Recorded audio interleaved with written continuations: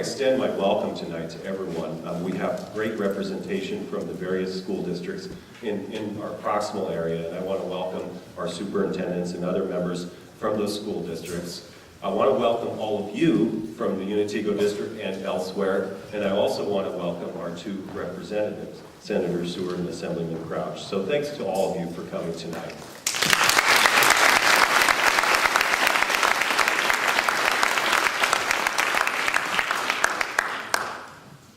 So tonight we're sitting in a school, an elementary school that's a vibrant place of education where students learn and grow every day. Also, sadly, it's a school that's in danger of closing due to the financial situation that this district is in. And I think during tonight's remarks, we're going to hear more about the issues with Otego Elementary School, its potential closing, and the problems in the Unatego district. But this rally is really more broad in its scope because this problem is not unique to Unatego. It's a widespread problem throughout many of the districts in rural and underfunded areas of New York. Okay, and so in that we are united. Okay, all of us, and I just want to make that point. This is a widespread problem, and I think the best way to solve it is by doing things like this, getting people from different contingencies together. Thanks to the students who are here tonight. It's great to see you guys here. Giving a little credit.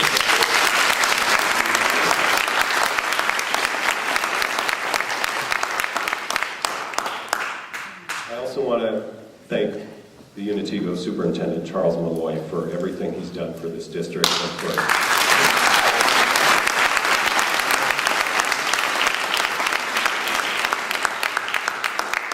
So let me tell you about the order of events here. I'm going to introduce the first set of speakers, but I'll get to them in a second. I just want to go over the general plan. Basically, we're going to hear from a couple of younger students, the youngest student speakers of the evening, and after them we're going to see a couple videos over here, one of which is produced by students in this district who really were motivated to articulate their concerns, and I think you'll find the video very moving. Okay, so after that I think we have a second video, and then Mr. Malloy will make some remarks, and he will introduce the representatives of the other school districts. Following that, we will hear from our own government representatives this evening, and hopefully for a bit of an update on what's happening in Albany and what's being done to rectify this problem. Following that, you as an audience will have a chance to voice your concerns and ask questions, okay? And so that will be towards the end of the event. But before I turn over the microphone, I just want to mention, you've seen this form letter around the room, and if you haven't had a chance yet, please have a look at it. Read it over. If you think you agree with it, sign it and get it to one of our hosts this evening so we can compile all of those. And then at the end of this event, I'll pass those to Senator Seward and ask him to personally present those to Governor Cuomo so he can hear all our voices collectively. Okay, so this is a really important part, and it is a school night. It's yucky winter kind of weather, and so we didn't fill the room here, but we have hundreds of signed letters already from concerned area people. And these letters pertain not only to Unatego residents. If you're in a district where you're concerned about financial, this letter pertains to you. So we already have an impressive stack of letters, and I'll give you the final number at the end of the event. Okay, so to start off now, I'd like to have Mrs. Wilson, a second grade teacher from this very school, come up to the microphone, and she has some of her own pupils. Good evening. My name is Michelle Wilson, and I'm a second grade teacher here at Otego Elementary School. I'm proud to work for the Unatego Central School District, and I'm proud to be standing here with some amazing students. These students are here to share a speech that they wrote together with their classmates in their reading class. This speech represents their thoughts, their concerns, and what is important to them. These students represent our future leaders. It's our responsibility to provide them with an education that will allow them to have many different opportunities. We need New York State's help to give them what they need. Please allow me to introduce our student representatives from the second grade at Otego Elementary School: Elena Smith, Jaron Bivens, Shelby Boki, and Gabby Viegas.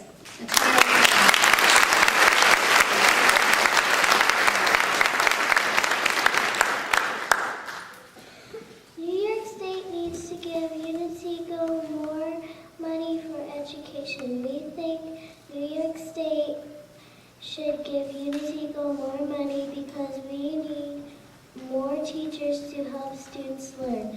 We learn best in smaller groups. We need aids and important. We need aids in every classroom to help us learn. Reading is very important. We need a librarian in each school so we can pick out more books to read. We think we should get more money because the teachers work hard to help us learn more.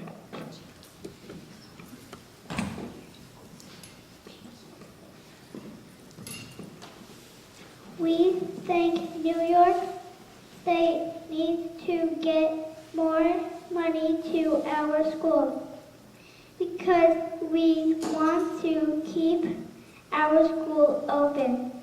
If we don't get money, schools may close. Our school will be crowded and the classrooms will change.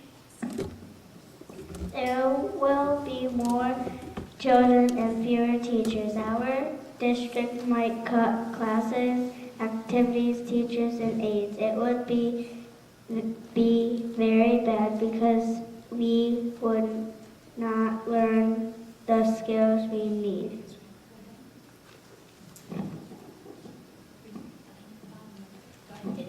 This will be a mistake. We are asking you to keep our schools open.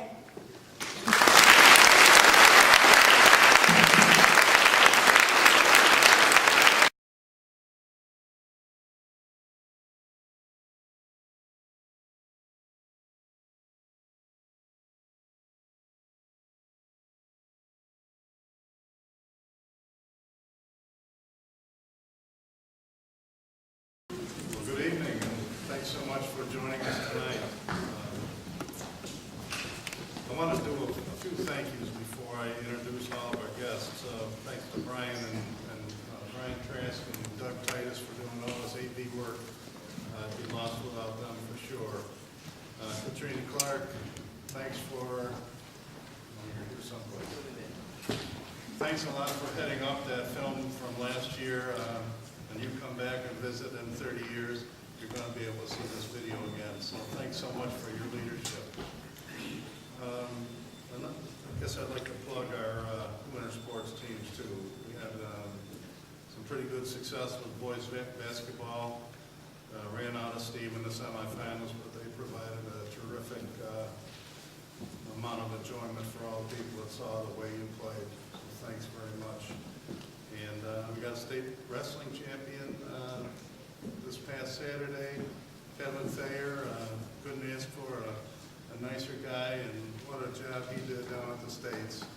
And if you have a few hours available Saturday, I hope to see you down at the Binghamton Arena for our girls. So we'll be going for sectional championship, and that's first in, I think, recent memory that we've gotten that far. So lots of good luck to a great team, and I'll tell you, every one of you, without sports, will be well remembered for all the things that you've done for your school in all the other ways. So thanks very much.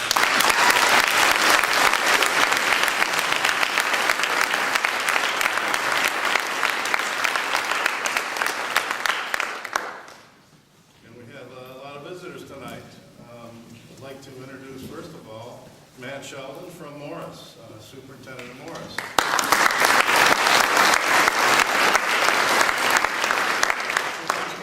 He's got a little connection to Unatego, and it's awfully nice to have you come back home. Grew up there in Unatego. We have Mike Alvin, who is, works for the Maine Endwell School District.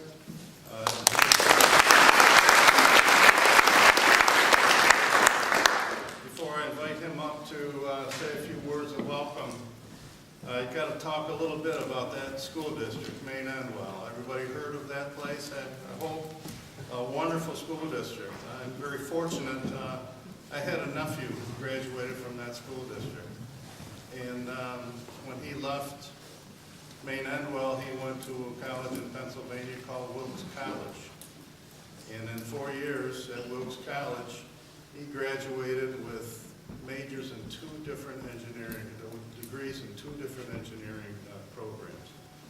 And he's the first one that they know of that ever was able to go through that school district and come out with 2 in 4 years. And he was telling his dad how proud of him I was. He said, be proud of our school district, where he walked out of that school district as a senior with 1 full year of college behind him.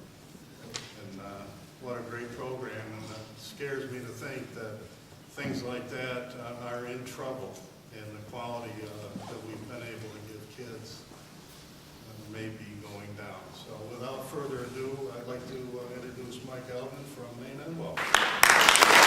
My name is Mike Almo, and I'm with Julie Gallagher. And as Mr. Malloy said, we're very proud of our school district. We are one of those schools that are facing the challenges that you saw on the video. Unfortunately, our superintendent is at a board meeting tonight, and he asked us to read this statement on his behalf. Thank you, Superintendent Malloy, for hosting this event and for inviting school districts to speak with our locally elected officials. Tonight is a regularly scheduled Board of Education meeting for the Maine Endwell School District, and one where I'll be making very difficult recommendations to them as to how to close a projected $3.8 million deficit. These recommendations are detrimental to our district and in direct contrast to the quality educational program which we have worked so hard and so long to build. These recommendations will negatively impact the future of our school district, reduce the educational opportunities for our children, and our pedagogically unsound. Our community continues to question why and how did we get into this situation. We cite the following facts. Our annual state aid award is down $3.2 million, or 17.8% less than its peak in 2008-2009. Cumulatively, we've lost $12.2 million in operating aid over the past 4 years. This number is staggering when you consider it's $14.6 million in the past 5 years, if we include 2013 and 14 projections. At the time, the executive lawmakers urged local school districts to use the reserve funds to offset these losses in state aid. We did, and over the past 4 years, we used $5.8 million in fund balance and reserves to help keep our highly successful educational programs in place and to keep our tax levy low during this recession in the recent flooding event, which greatly impacted our district residents. The implementation of the tax cap legislation also negatively impacted us. In the first year of the new law, our tax limit levy was 5.16%. However, Maine Endwell chose a lower 2.49% tax levy increase because of the false perception that 2% was the cap, rather than gamble on a failing budget. Thus, despite huge increases in expenses, including TRS, ERS, health insurance, and continued reductions in state aid, our district was afraid to venture much above 2%, despite our attempts to educate our community. This decision cost us $550,000 in additional revenue we certainly needed. As a result, we've managed to keep our average tax levy over the past 5 years to 1.58%. We've also made severe cuts, which have decimated both our instructional and non-instructional programs. Over the past 4 years, we've reduced our workforce by 68 employees, and tonight, our Board of Education will be discussing cutting up to 80 more positions.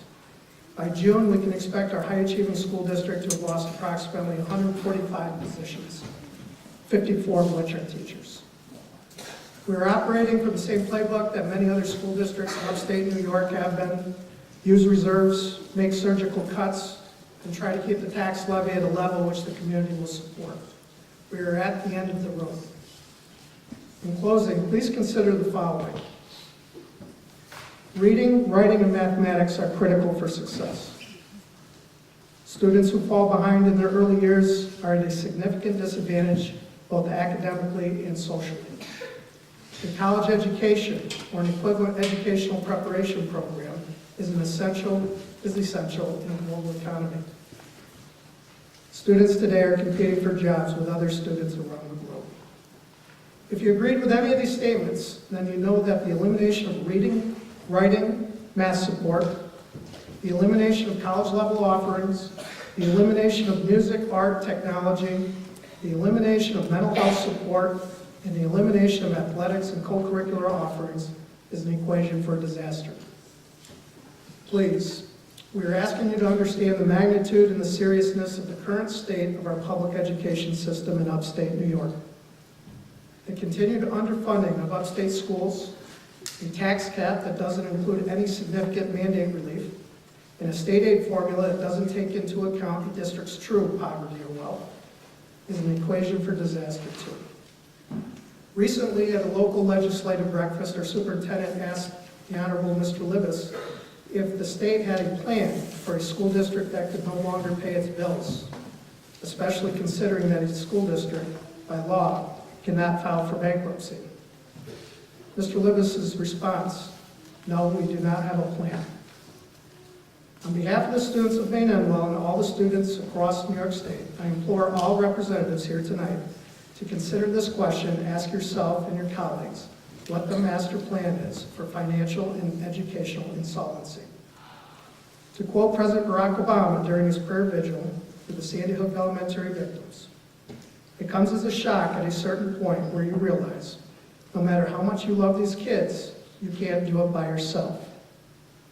That this job of keeping our children safe and teaching them well is something we can only do together with the help of friends and neighbors, and the help of the community, and the help of the nation. And in that way, we come to realize that we bear a responsibility for every child because we're counting on everybody else to help look after ours. That we're all parents, that they are all our children.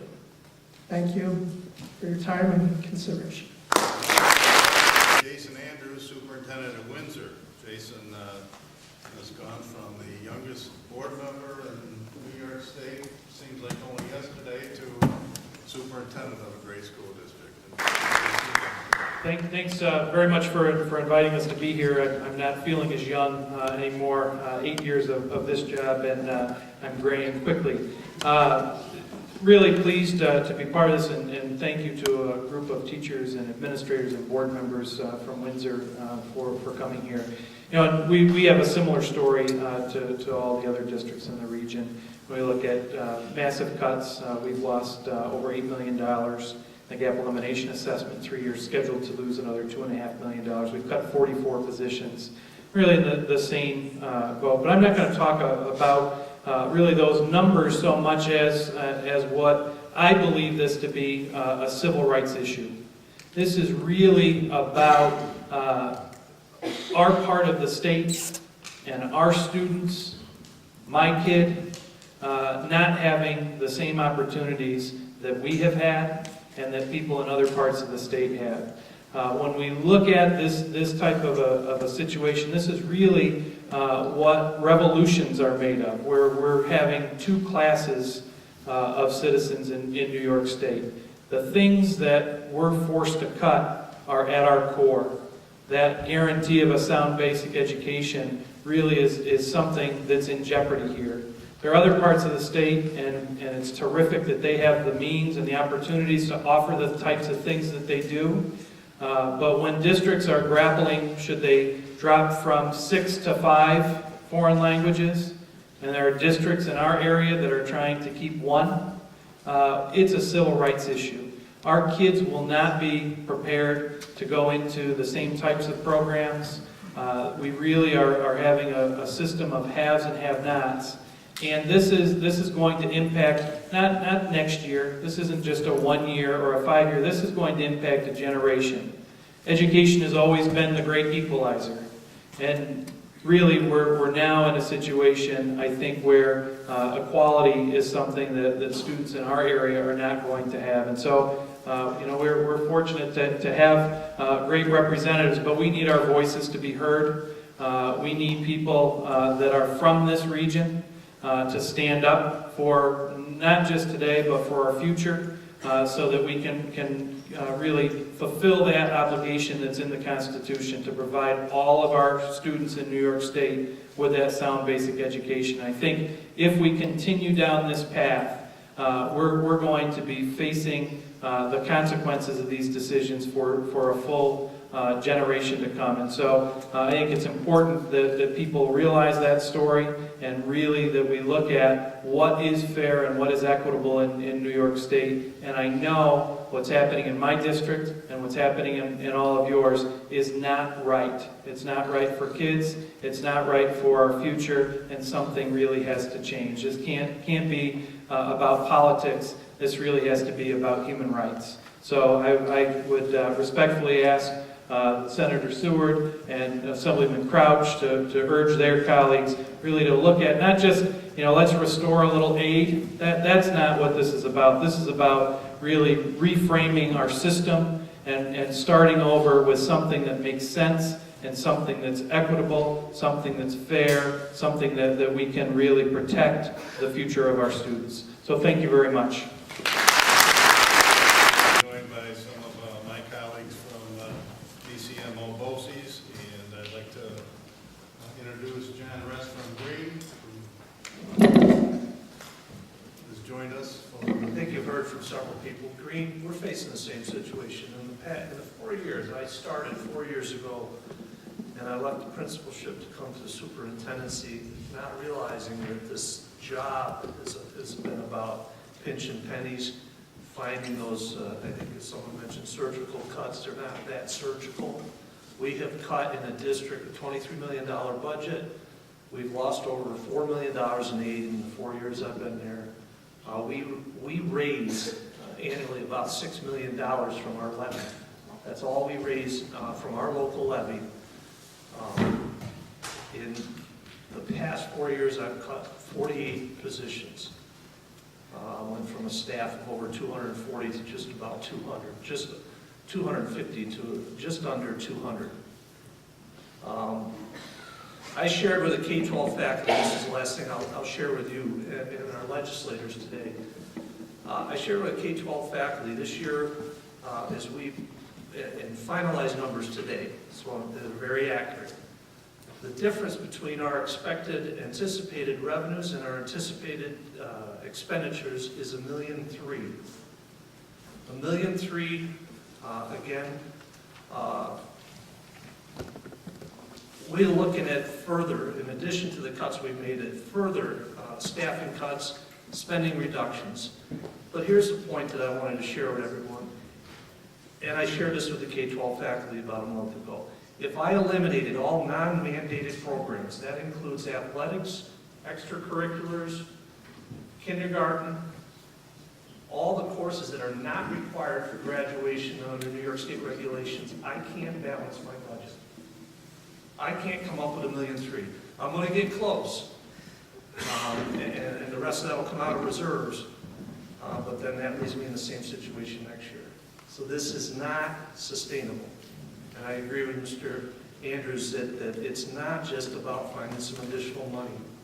It's about a fundamental change in how we structure, how we fund education, and also reining in some of the cost increases that are imposed on schools. So I appreciate again Senator Seward and Assemblyman Crouch for being here. Thank you all for coming, and we need to do more of this, and we need to direct our attention to the governor's office and ask for his support and help. He's willing to make difficult decisions. I'd like to see some difficult decisions made regarding educational. Thank you. Next up is Bob Mackey, Superintendent of Unatego Valley. Unatego Valley, this year our boys and girls were 2-2 against them. I guess we'll welcome you anyway. I wrote my speech too, but I did it on a notepad, so you just have to bear with me. I read small print very slowly. First, I want to congratulate the boys and girls Unatego basketball teams. The last couple of weeks were some very, very good games. I know that my son plays and my daughter played, and we had it was a lot of fun going to those games. And the communities, the support was outstanding for your school and your teams. and with what this district right here went through last year, and that rally you had last year at the junior, senior high school, impressive. That video, by the way, that we watched earlier tonight, I used last year. I thanked Mr. Malloy, and I hope that tonight I have an opportunity to do so. Thank you for making that video. It made an impact at Unatego Valley as well.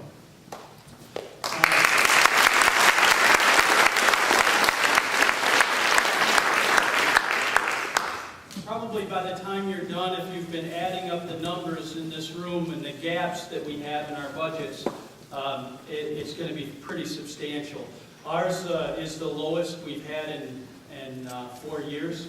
It's only $900,000 in change. Obviously, I say that in jest because I've been dealing with 1.5, 1.4, 1.3, and our community has. We have the same as any of these superintendents here tonight. We have cut staff, over 40 positions in 5 years. We have also seen declining enrollment. We've heard the argument that with declining enrollment, we should cut staff. My counter argument to that is, no matter what the enrollment's doing, the requirements of our students in pre-kindergarten through 12th grade are no longer the curriculum that we taught last school year. They are now grades 1 through 14.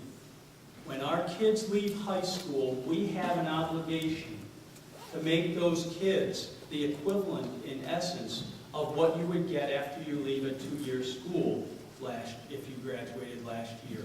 That's the standard that's been imposed upon public schools, not only in New York State, but in 49 out of 50 states in the Union. Those standards do not simply happen without looking at the need for extra programs, more college-level courses, more intervention courses. You're asking us to do more. May I turn around?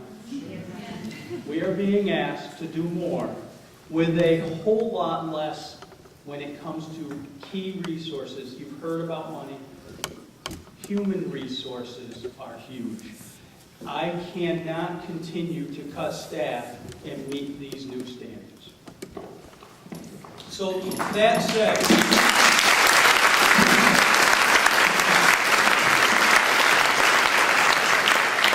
our local officials, and I don't want to, I want to make sure the local guys here, Senator Crouch and Senator Seward, you understand my board sent me here tonight as our spokesperson and wanted me to make sure that they wanted you to know that we understand, you hear us when we say we need meaningful mandate relief.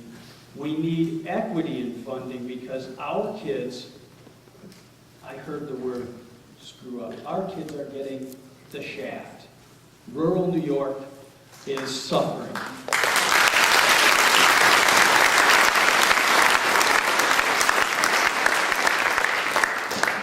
What I guess, about 5 sentences left.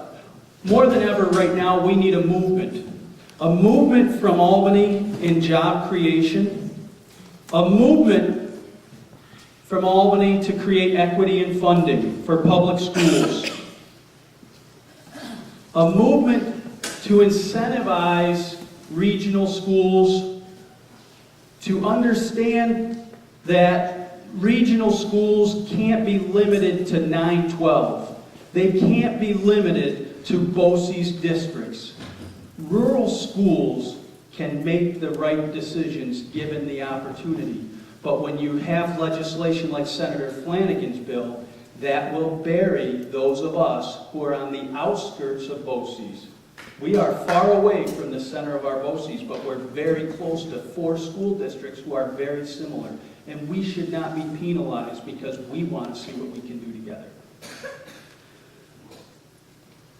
It is time for a movement to preserve local control, to save our outstanding schools. Property tax caps don't do that. Mandate relief could do that. Legislation on regional schools that hog ties us into having to stay within a BOCES boundary or within a grade level equivalent, that doesn't do it. Give us local control of these issues. There's a lot of smart people in this room who could make pretty good decisions for our kids, couldn't we?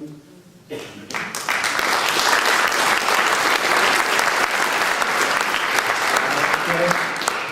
you for coming tonight. And Thank you, Bob.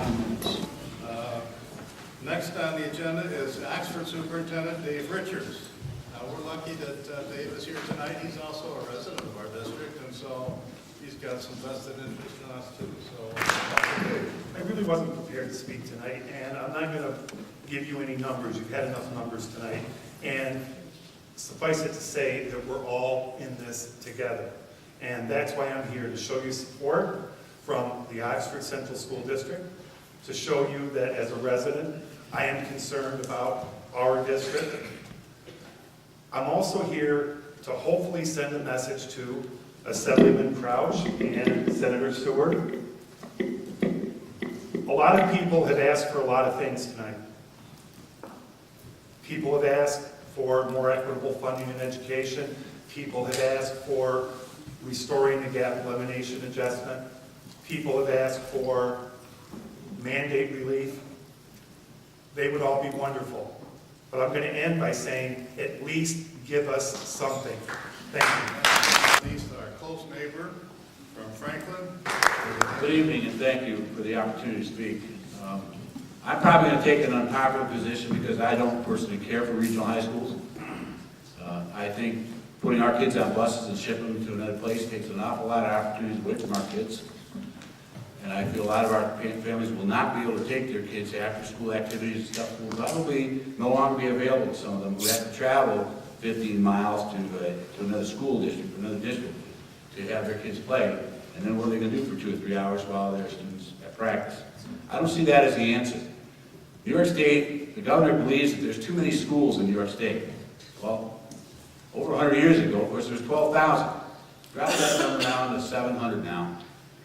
And it is my belief that the funding needs to be equitable, and we need to find maybe new sources for funding in education, but the gap elimination adjustment has destroyed most of our schools. It's forced many to be toward insolvency. And I think each of us wants to keep our own school in our own district. And, I would say as opposed to regional high schools and all the construction that's going to require, technology will bring the world to us. And that's a much less expensive manner to do so.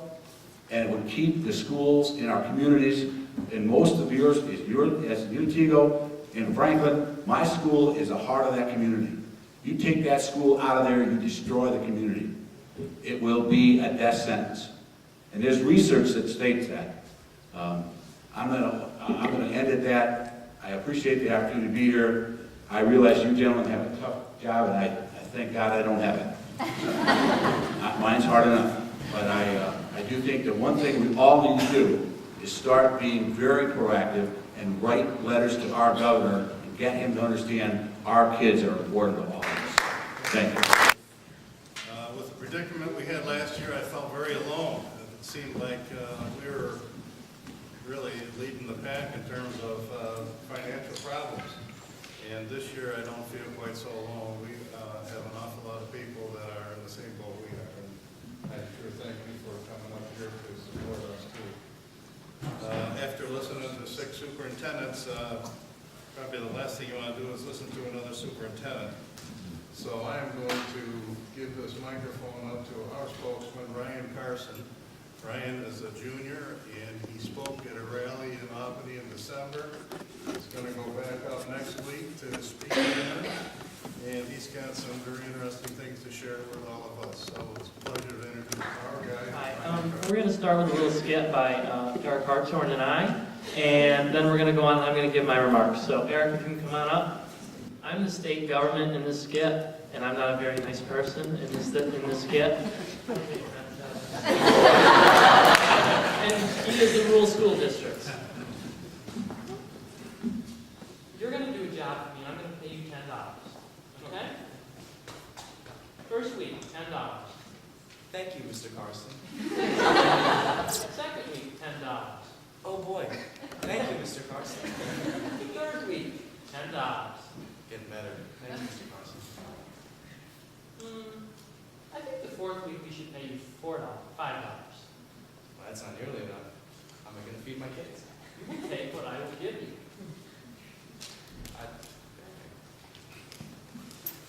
You know what? I feel bad now.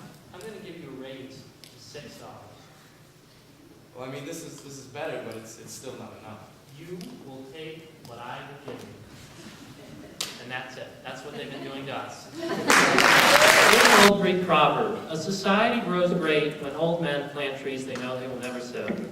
We used to be that society, one of grand ideas like investing in our national education system to prepare for the future. Under the current situation, we have less opportunities than our older brothers and our older sisters. Constant cuts in funding for education have eliminated many opportunities that lead to higher education and the ability to better oneself. Just 5 years ago, we had more electives, a wider variety of extracurricular activities, and more teachers. Since then, we have had a reduction in all three of these very crucial categories. Gap elimination adjustment in New York State that they set in motion is just wrong. The government and the governor and our legislators represent us and have a constitutional duty under the law to ensure that all school districts have a sound and basic education. Rural and poor school districts like Unatego are having extreme difficulty in doing this. This is a resounding problem in New York State because the poorest and most vulnerable kids are not receiving the education that is truly and rightfully theirs. We don't ask for the moon or the stars. We ask for what is our God-given right. Over the course of the last 5 years, my school has been hit by massive amounts of cuts that have affected our core programs. We have lost, it's a very long list, an art position, a history position, a math position, a tech position, a business position, 2 librarians, and numerous aides. As a result, we have lost programs such as high school technology, archaeology, business law, and a Holocaust class. Additionally, our sports program has been decimated. We have cut varsity golf, varsity cross country, varsity boys volleyball, JV football, JV soccer, and have combined numerous modified programs. Opportunities in art programs such as ceramics, painting, and drawing have been limited to the extent they will never be brought back to their full potential. This list speaks for itself. Every single cut has an adverse effect on our student body. Every cut stops a student from following their creative passion or halts them from pursuing their dreams. How can we not fund programs that teach us about our past and help us lead us into our future? The educational responsibility of the state is to help form productive citizens in society. How can we form productive citizens when we can only offer the basic courses in our school? Courses like parenting, teen leadership, carpentry may not be what you call mandated, but they help form well-rounded individuals. Poorly funded school districts do what they can. The formula for determining aid does not account for differences in property tax bases. In short, the formula is not equitable and has not been for a long time. The formula favors wealthier school districts that have a large tax base that they can draw on to cover shortfalls. Bottom line is Unatego School District cannot and will not survive under these current conditions. I'd like to end with this. We all have a voice. Whether we choose to use it or not is completely up to us. We can either sit here and hope for the best, or we demand that our voice be heard. If you choose to remain silent, the school you are in right now, Otego Elementary Building, will be the casualty in this never-ending battle for quality education. I make one final plea. Do not forget us. Do not forget the people in this gym and the kids in this school. The seats you sit in now could be empty and covered in dust by next year. And it's high time we stood up and said, enough of the bashings. We have good schools, we have great teachers, and it's high time to stand up to the people that are putting us down with just responding back to them and saying, no more. We were a good school. You could see it from the film. You can see it if you ask any of our kids today about their classrooms and the teachers. You will know that we have a pretty darn good place. It turns out pretty darn good stuff.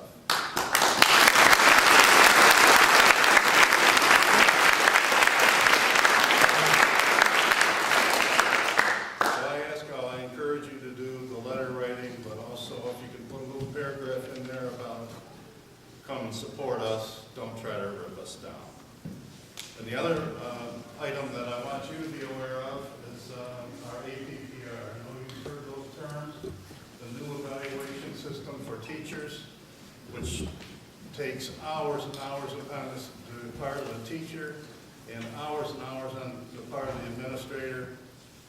And in my judgment, and that's personal, I think this system is rigged so that many, many, many good teachers can end up being something called developing.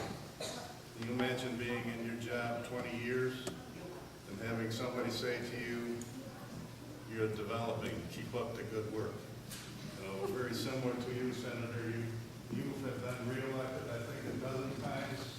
I don't know, 14 times. And let's just pretend you've been evaluated by the Democratic leadership of the Senate. And we congratulate you on your efforts and say that you're developing. In my judgment, a very demeaning way to do anything to anybody that has put their career into the betterment of their jobs, their government, and in the part of our teachers and administrators, the dedication they give to kids. There's an awful lot of things that you can't measure. I just think about Newtown, where two people gave up their lives to protect a bunch of little kids. And we don't ever think about those kind of things going on. And I'll tell you right now that if our teachers were shortstops, we would have about 100 Derek Jeters in this room. They're wonderful people, they're great educators, and they deserve an awful lot of credit, and much more credit than congratulations, you are developing.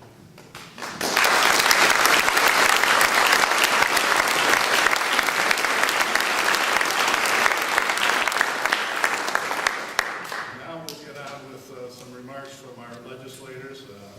It's a pleasure to introduce, first of all, Assemblyman Cliff Crouch. There's another Unatego native, another product of our local school systems. He's with us before. He's right behind talking to these two gentlemen. Very often it's like talking to the choir. They were with us, and I'm glad they heard what you had to say. And please, when you see them, get a chance to thank them for all their efforts on our behalf. But with that, Cliff, I'll turn it over to you. Thank you. Thank you. It's an honor and a pleasure to be here. I always enjoy the one-on-one, face-to-face conversations, and it's a lot more personal than email and even phone calls. But thank you for the opportunity, and thank you for coming tonight. Obviously, your love for this community is shown right here. I have to agree with what was been said earlier. Demonizing of our school districts, our education system by the governor, I can't support that. I think we've got some darn good schools. We've got some darn good teachers. The districts that I've represented, I talk to some of the students whenever I can, and I've seen them get into Harvard and Yale and Binghamton University, one of our great institutions right close by, and SUNY Oneonta, but they're all getting into some real good colleges. And that tells me we're doing a pretty good job with some limited resources. So it really was heart-wrenching to me to see the governor say how bad our schools were, because I think they're pretty darn good. This, some of the information that was presented here tonight, right on target. And before I forget, I want to say congratulations to the boys and girls basketball teams and to the wrestling that's made the state finals. That's just excellent. I'm very, very proud of all of you, and good luck on Saturday. We're going to be rooting for you. I've had an opportunity to represent this area or in various portions for the last, now going on my 18th year. This gap elimination adjustment has been one of the worst things I think I've ever seen. It's hit the school districts. When I first got into the assembly in 1995, Unatego was in my district, and I partnered up with Senator Seward, and we did bring some state grants. They were member items at that time. We don't have those anymore. But we put Unatego on the map with computer systems, and we're proud of it because you know, the students that were here need to be educated just as well with the technology as many other districts. And I think when we got through with that program, it took about 3 or 4 years, but I think Unatego was a star as far as the technology compared to all the other districts. We're proud of being able to do that. This whole thing with the gap elimination adjustment, it was wrong-headed, it was just wrongly administered, had no effect, and it should have been dealt with on the effect on the property taxes, and you know, in reverse order, because the richer school districts had very little effect. They hardly even felt it. And you know, when you look at a 1.3 increase in tax to make up for your gap elimination adjustment as compared to 20, 25, 30% in the rural school districts, that is not fair. And the funding for the schools is supposed to be equitable, and it's not. We've worked to try to rectify that. One of the things that was brought to our attention at a legislative breakfast down in Broome County was that the community wealth ratio is bizarre. It only allows you to be so poor in the formula, and it only allows you to be so rich. So that immediately skews the results on who gets what money. And you can't have it like that. If the formula is there to work and put money into the neediest districts, you've got to let them come through the formula as poor as they really are. And so that's some of the things that we need to really discuss in Albany. We've gotten through the budget hearings. The last one was yesterday. And now, as we go back this next week, it's time to sit down, establish the revenue streams, and then start some negotiation on getting some money put to where it should be.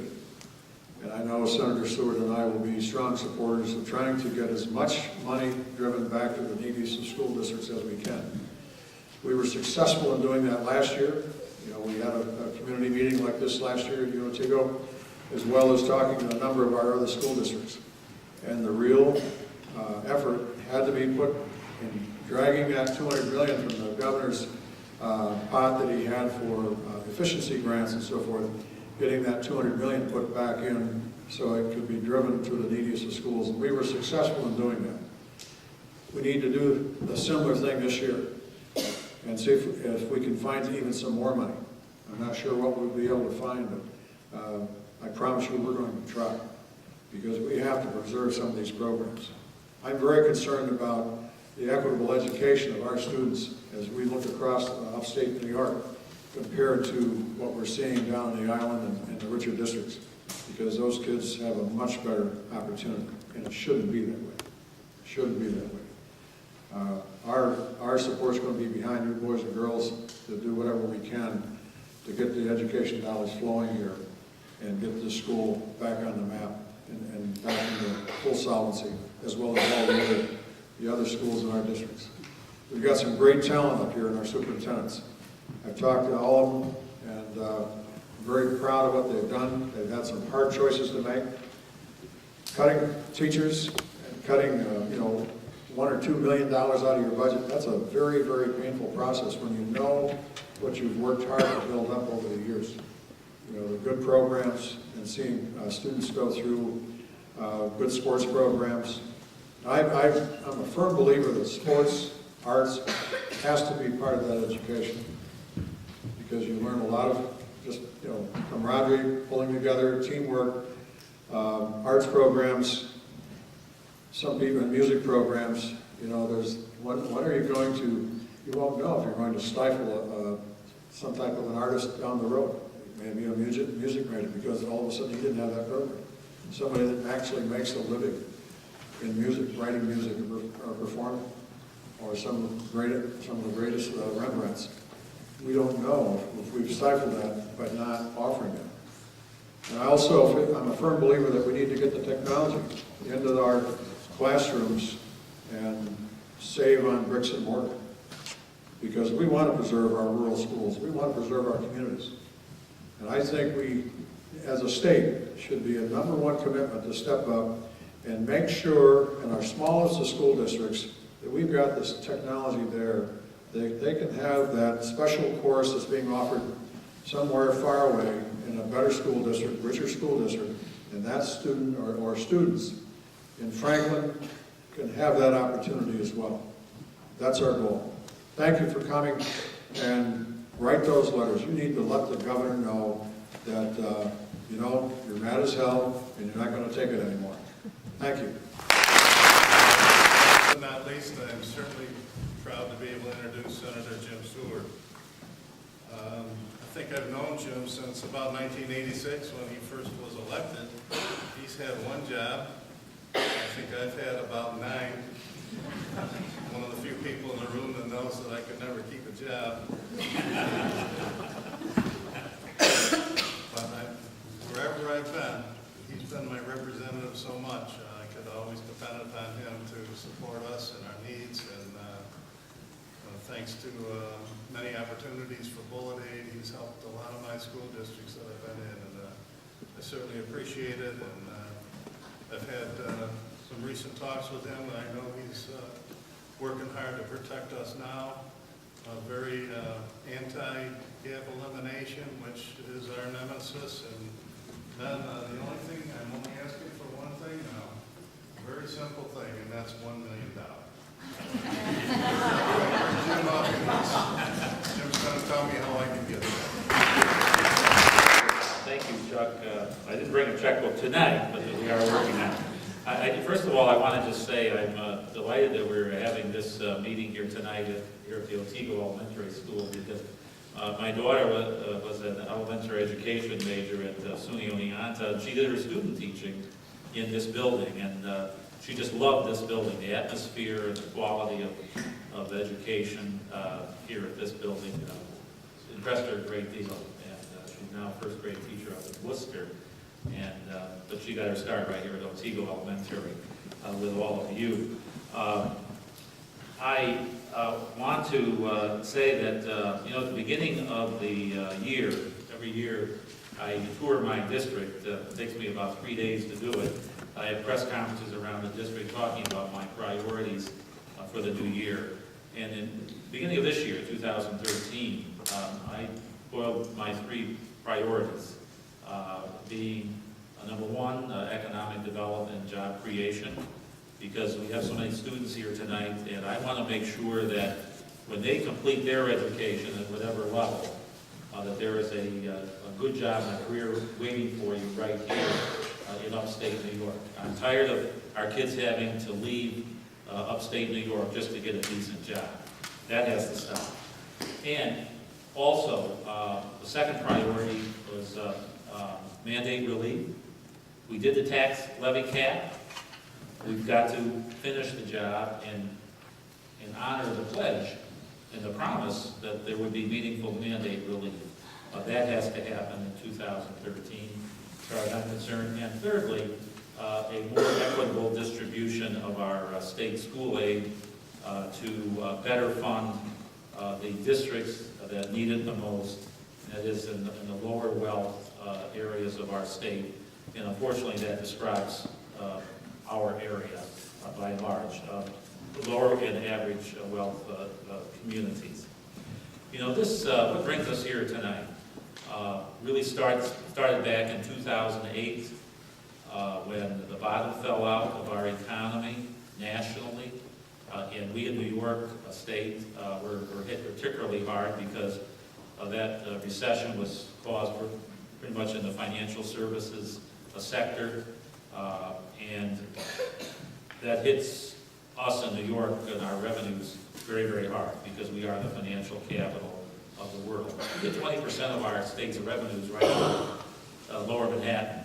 And when they were doing badly, we all were doing badly. revenue point of view. And 2009 state budget, school aid was flat. And I voted against that budget.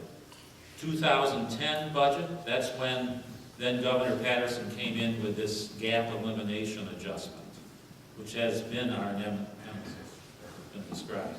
I voted against that budget, and we have been battling this gap elimination adjustment ever since. We've been chipping away at it. It started at a $2.8 billion cut in school aid throughout the state of New York. That's now down. We've shaved it by $1 billion since 2010, but we still have $1.8 billion to go. You know, we were together at a similar meeting a year or so ago, and meetings like this do have an impact. It gives us good ammunition and information to take back to the Capitol. And last year, as a result of meetings there in this district and others that we attended, and those of my colleagues, we did make changes in the governor's original proposal last year, and we were able to make some changes in the way that the $805 million of new money in the aid package last year was distributed. For example, these are averages. It varies from district to district. But the lower wealth school districts of our state last year, on a per pupil basis, received an increase of $480 million, where the high wealth districts got about $91 per pupil increase. So right now, on a per pupil basis, the average of our lower wealth school districts receive $13,422 of state aid on a per pupil basis. The wealthiest are receiving $1,651. So we are starting to make the changes that are needed. We need that additional state aid, and we need more, because we just don't have the local tax base to make up the difference. I mean, that's what we're really talking about here tonight. Now, here we are, another budget season is upon us, and this year the governor has he's given us to work with $889 million in additional monies for school aid, some of which will go to fund what we call the expense-driven aids, the BOCES, transportation, those expense-driven aids, and there's further gap elimination reduction. We have to go further than what the governor has presented to us, and there's some obvious places where we can go further in terms of some additional money.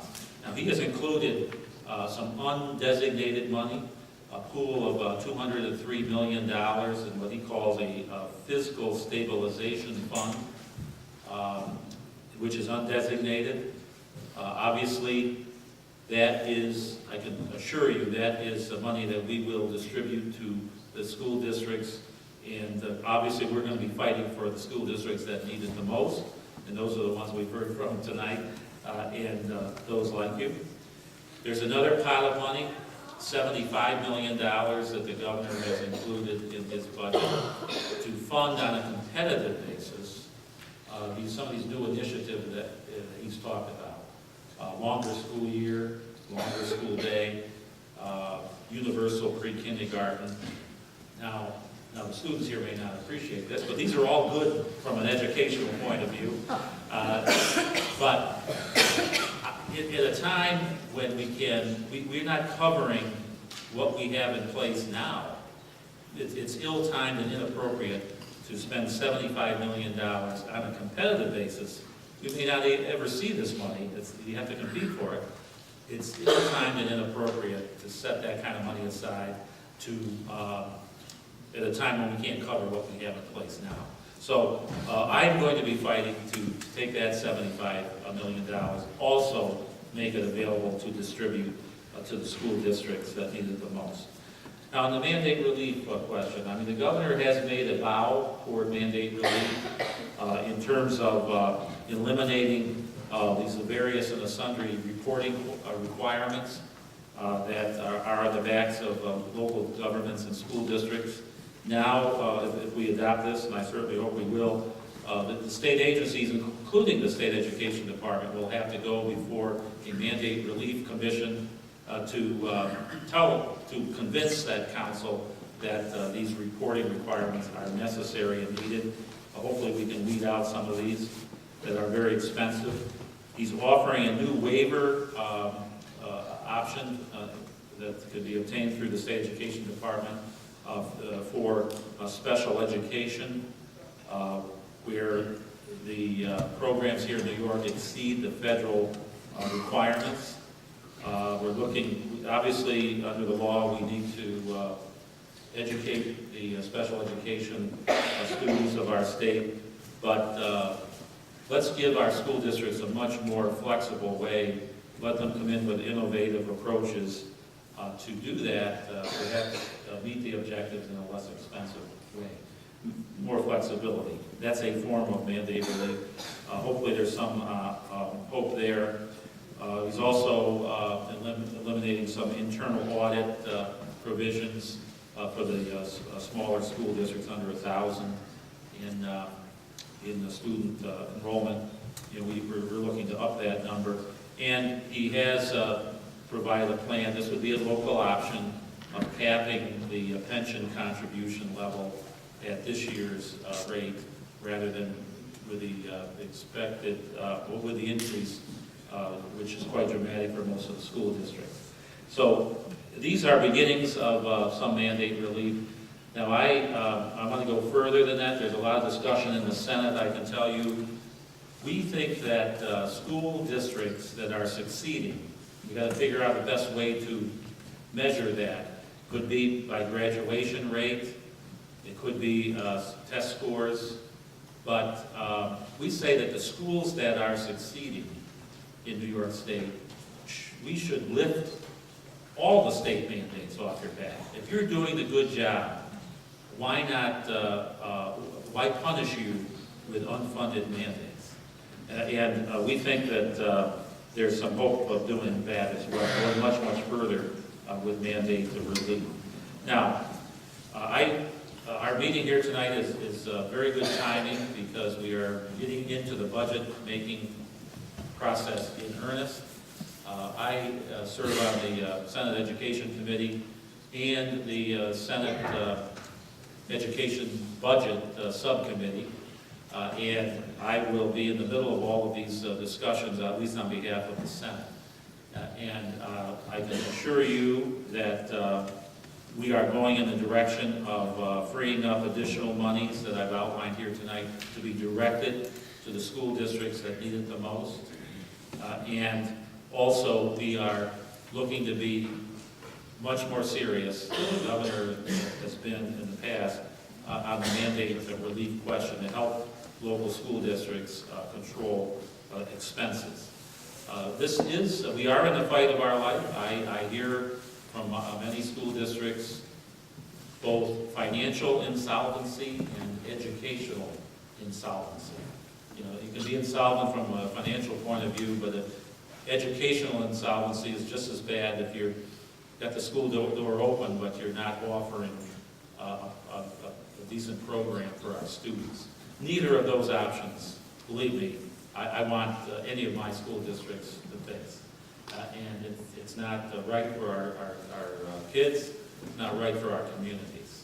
And so I can assure you, over the next few weeks, we could be doing a budget by March 22nd. That's the target date. So the next few weeks are critical. And I can assure you we will be in there fighting for additional dollars, additional ways that we can help school districts not only survive but to thrive, once again, in upstate New York. That's my goal. And meetings like this are important. I appreciate your attendance. It's the time of the year. It's a lot easier to cuddle up at home than come out to a meeting. But I appreciate your interest and your support of my efforts. Because our so money, thank you all very much. And as far as our money goes here locally, I think we've all kind of reached the maximum. The last 2% increase we had in the school budget, for me personally, was well, it was too high. But it's happened. But I think that all of us now have got to face the reality that we can't afford higher taxes to support our school system. It isn't, we can't do that. It's the insolvency that we're at, if we are at that, which I think we are, we can't solve it by raising taxes anymore. But I think we can solve it by having the state reassess their obligation the idea of they're not imposing on us these mandates for our school system.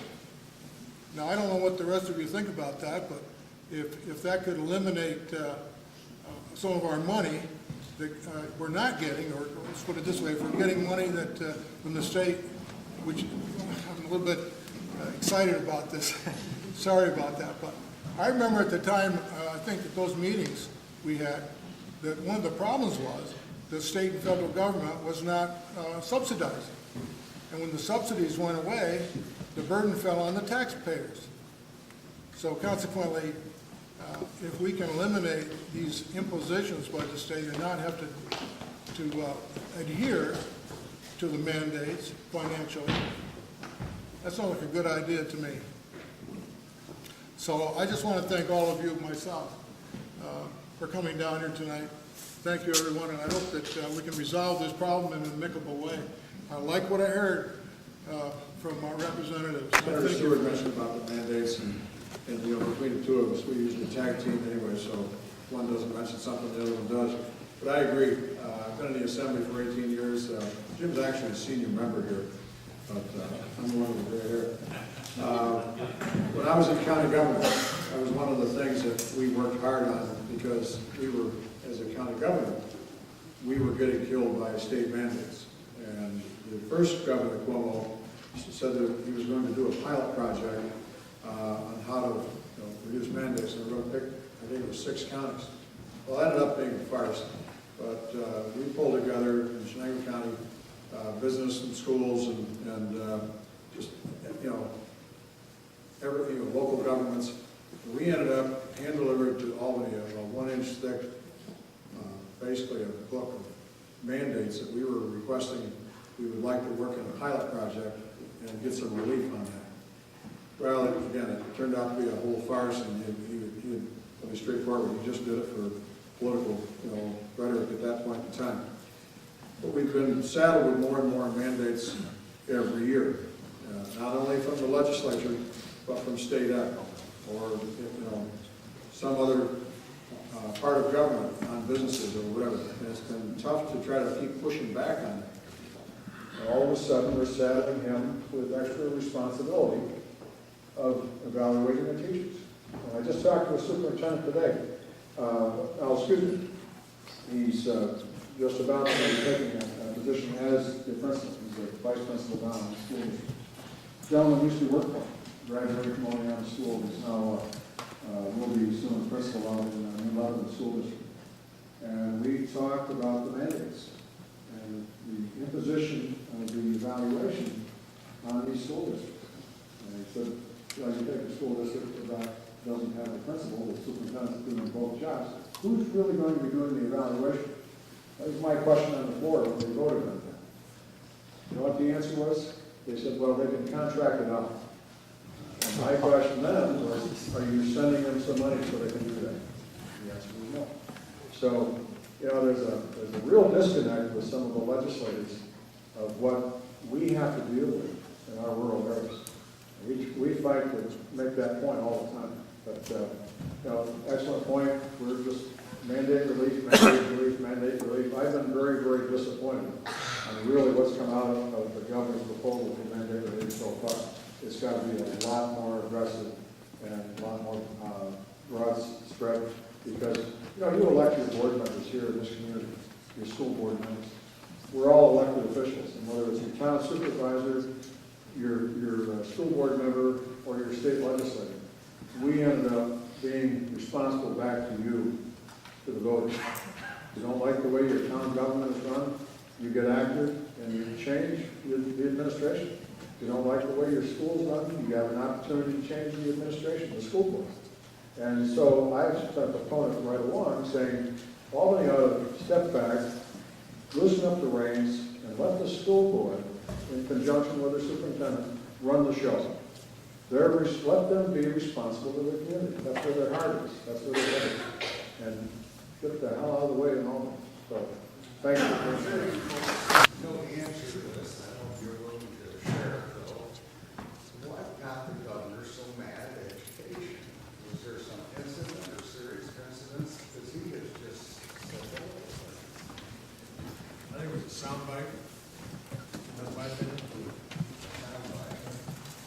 Yeah, I had no idea. I'm not aware of any particular unhappy incident or anything of that sort.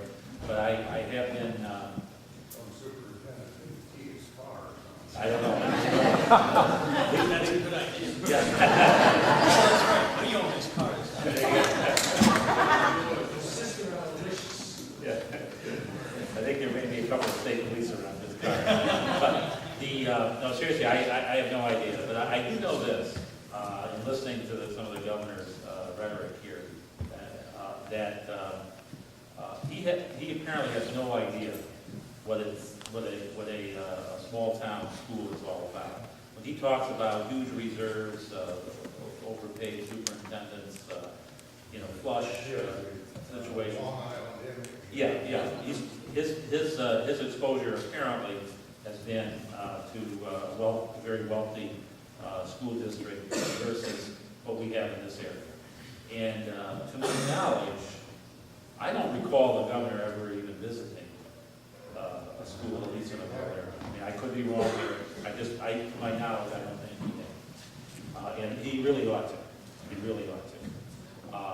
But he has no idea what districts like ours are facing. Last year when I delivered all of the petitions and forms that the folks had signed last year at this meeting, I delivered them to the governor's office. The governor himself wasn't available, but this program secretary for education accepted them, and we had a little conversation. And I talked to them about it. I said, if things don't change, they're going to be coming up, and you're going to get receiving the keys of some of these school districts. And I got a very flippant answer from them. They said, well, that'll be the state education department's problem. Now, I didn't like that answer. It was totally inappropriate and inexcusable. But in any event, that's, for whatever reason, there is a situation. Now, to the governor's credit, I've got to tell you, if you take a look at the state budget overall, the state agencies are flat or cut. There are a lot of cuts this year in this budget. Education is receiving $889 million more. So I've got to give the governor credit for something. It's not enough. It doesn't correct some of the past problems. It doesn't eliminate the gap elimination adjustment. We chip away at it again under his proposal. We got to do more there. But to his credit, at least he has put more money on the table for us to distribute, unlike many other areas of the budget.